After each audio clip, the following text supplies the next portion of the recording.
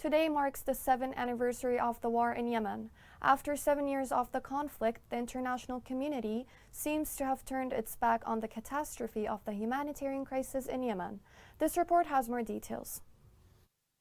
While Yemen has been described by the UN as the world's worst humanitarian crisis, world leaders are still turning their backs on this tragedy. Yemenis are facing a catastrophic food shortage, with 17.4 million people in need of food assistance, which is equivalent of more than 15 times the population of Birmingham suffering from hunger. Yet, over the last few years, the United Nations has found its budget slashed for its humanitarian work in Yemen. The UK government has also cut the aid it gives to Yemen by more than half. With such a drastic loss of funding, it's hard not to see these acts, as the world keeps a blind eye on the people of Yemen, and right when they are on the brink of starvation. Yemen is facing its 8th year of conflict. More than 10,200 children are known to have been killed or wounded as a result of the fighting. Hospitals, schools, and homes have been destroyed by airstrikes. The conflict has also exacerbated other crises in the country. Yemen has suffered from one of the largest cholera outbreaks ever recorded.